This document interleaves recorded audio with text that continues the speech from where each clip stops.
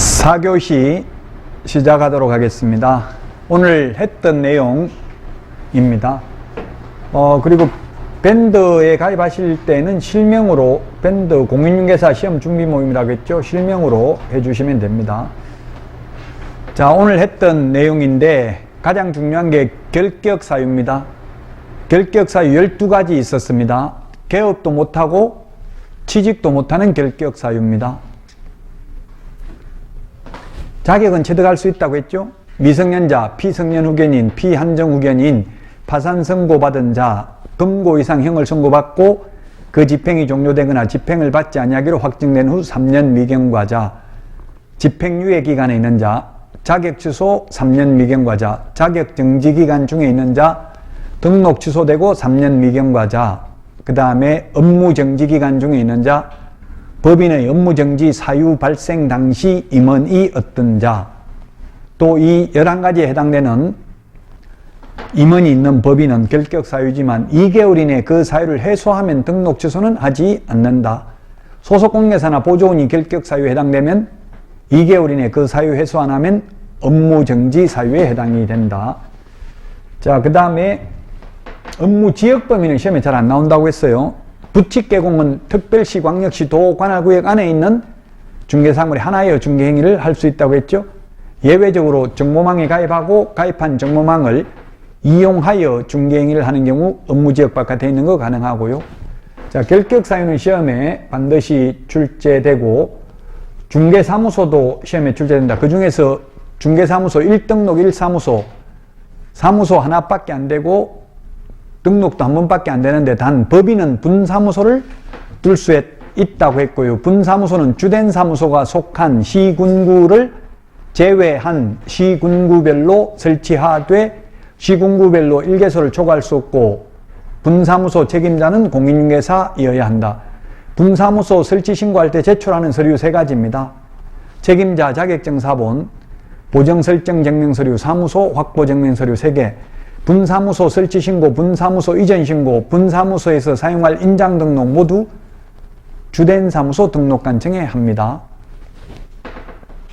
이전신고, 사무소 이전신고, 우리 주민등록 전입신고하는 거하고 똑같다. 옮기고 나서 이전 후 등록관청에 신고하면 된다. 시험에는 이전 전의 등록관청에 신고한다. X. 이전 후 등록관청에 옮기고 나서 10일 이내 신고하면 신고할 때 제출하는 서류 2가지입니다. 등록증 원본, 사무소 확보 증명서류. 그러면 송부 요청해야 되는데 송부하는 서류는 3가지. 등록대장, 등록신청서류, 최근 1년간 행정처분서류 송부합니다. 이전 신고했을 때 처리기간 7일이고요. 관할구역 밖으로 옮기면 등록증 재교부, 관할구역 안에는 원칙 재교부, 예외 등록증의 기재사항을 변경하여 교부할 수 있다는 거 말씀드렸고요. 그 다음에 사무소 명칭 표시까지 말씀을 드렸죠. 사무소 명칭 표시. 여기 사무소 명칭 표시, 공인중개사 사무소 또는 부동산 중개라는 명칭 표시해야 되는 거. 이를 위반하면 개업공개사는 100만 원 이하의 과태료입니다. 자, 그러면 문제 보도록 하겠습니다. 개업공개사 등, 개업공개사 등이라는 표현 중요합니다.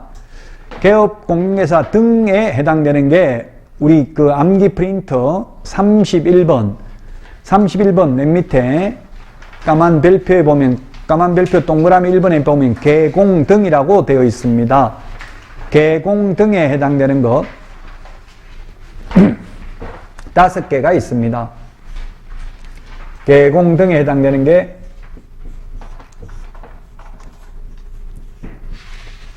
나중에 이제 암기하는 것도 다 알려드리는데 예금이 비결이다. 돈 모으려면 예금을 잘해야 되죠. 예금이 비결이다.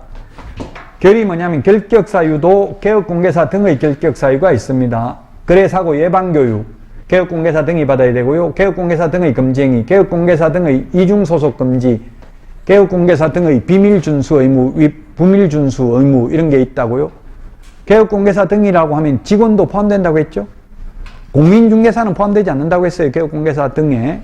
자, 그래서 개업공개사 등의 결격사유에 해당하는지 여부를 확인하기 위해서 관계기관에 조회할 수 있다. 본적지 신원 조회할 수 있다. 옵니다. 오. 자, 다음 문제 보겠습니다. 개업공개사 등입니다. 역시 개업공개사 등은 이중소속이 될 수 있다가 아니라 될 수 없다. 이중소속에 이게 양다리 걸치는 거. A 사무소 직원으로 근무하면서 B 사무소 직원으로 또 근무할 수 없죠. 이중사무소가 아니라 이건 이중소속입니다. 이중소속 될 수 있다고 해서 X입니다. 될 수 없습니다. 이게 이중소속입니다. 우리 암기 프린터는 53번에 보시면 53번에 표 밑에 보면 이중이라는 거 5개 정리해놨어. 이중 등록, 이중 소속. 반드시 시험에 나옵니다. 이중이라는 말 들어가는 거.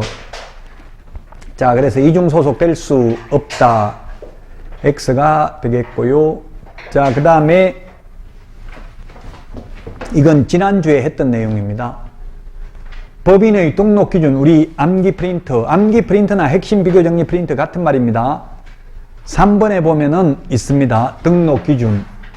대표자, 임원 또는 사원 3분의 1 이상이 아니라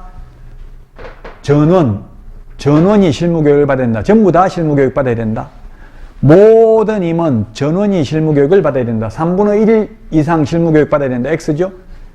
공인중개사 자격증 있는 사람은 대표자 빼고 3분의 1 이상이어야 되죠. 대표자는 공인중개사이어야 하며 대표자를 제외한 임원 또는 사원의 3분의 1 이상이 공인중개사이어야 하잖아요. 모든 임원 다 받아야 된다. 그래서 X입니다. 다음 문제 보겠습니다. 미성년자 오로지 뭐밖에 없다고 했어요. 나이를 잡수시는 길밖에 없다고 했죠. 부모 동의 받아도 안 되고 혼인을 해도 결혼해도 취직 못한다고요. 중개사무소에는 자기 집은 팔아먹을 수 있고 민법상은 가능하다고 했죠. 근데 공인중개사법에서는 오직 나이를 먹는 길밖에 없다.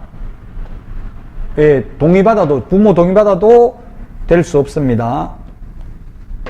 맞는 말이죠. 그래서 부모 동의받아도 안 되고 오직 나이를 먹어야 된다. 근무하려면 직원으로 근무하든 취직을 하든 개업을 하든. 자, 그 다음에 피한정 후견인, 피성년 후견인은 법원으로부터 개시 심판을 받아야 돼요. 치매 환자는 결격 사유다. X. 미친 사람은 결격 사유다. X. 법원으로부터 피성년 후견인, 즉 성년 후견 개시 심판을 받아야 되고 한정 후견 개시 심판을 받아야 되고 사실상 실제 정신이 오락가락 하더라도 치매 환자라 하더라도 아직 법원으로부터 심판을 받았다는 말이 없으면 결격 사유 아니라고요. 이 벗어나는 것도 법원의 종료 심판이 있어야 되지 정신과 의사가 정상인이라는 소견서를 첨부했다고 결격 사유에서 벗어나는 게 아니다.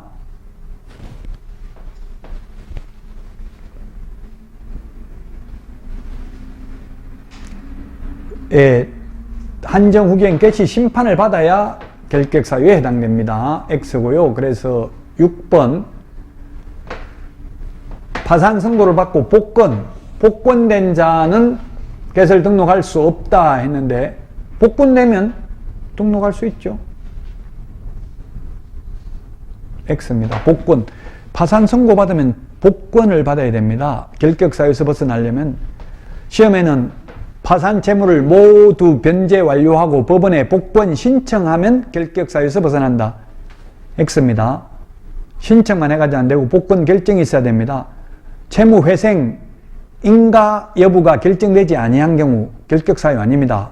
파산 선고 받았다는 말이 있어야 결격 사유고 복권됐다는 말이 있어야 벗어납니다.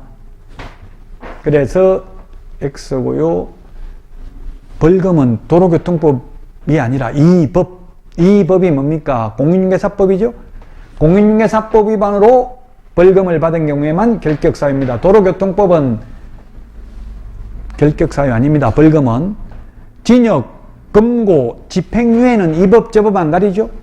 도로교통법 위반해가지고 집행유예 받으면 징역 1년에 집행유예 3년 받으면 결격 사유에 3년 동안 개업 못해요. 도로교통법 위반해가지고 사망사건 나면 집행유예 많이 받잖아요. 그럼 개업도 못하고 취직도 못한다고요. 조심하시라고요. 근데 벌금은 이 법에 의한 벌금, 공인중개사법 위반만 결격 사유다. 따라서 다른 법률 위반으로 벌금 받아도 결격 사유 아니다. 이 법도 300만 원 이상 벌금 받아야 결격 사유죠. 300만 원. 자, 이것도 시험에 출제됐던 문제입니다. 법인의 업무정지 사유 발생 당시 임원이었던 자죠. 사유 발생 당시 임원이었던 자입니다. 사유 발생 당시, 사유 발생 후, 사유 발생 후 업무정지 처분 당시에 근무했다 하더라도 위반할 때 근무 안 했으면 결격사유 아니라고 했죠. 그만두고 다른 데 가서 취직하거나 개업할 수 있다고요. 업무정지 사유 발생 당시에는 근무 안 했기 때문에.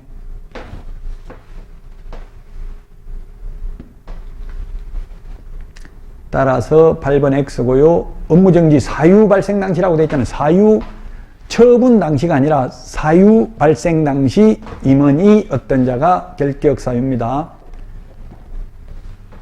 자, 그 다음에 시험에 부정행위 하면 취직도 안 된다. X입니다. 부정행위 하면 시험 못 봐요. 시험 5년간 시험만 못 본다고요? 부정행위하고 적발돼서 무효처분일로부터 5년간 시험만 못 본다고요? 부정행위도 보조원으로 근무할 수는 있습니다. 시험만 못 본다고요? 그래서 9번 X입니다. 예, 5년, 우리 그 핵심 비교 정리 프린트에 5년이 나와 있죠. 몇 번에 있어요? 5년이 41번에 있나요? 한번 찾아볼까요? 프린트. 41번에 동그라미 1번, 2번. 41번에 동그라미 1번.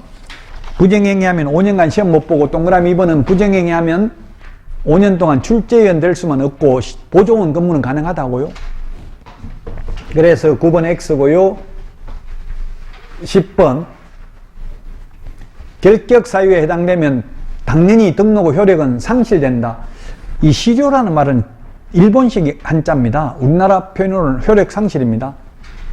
결격 사유에 해당됐다고 당연히 효력이 상실되는 건 아니고요. 등록이 취소되어야 효력이 상실됩니다.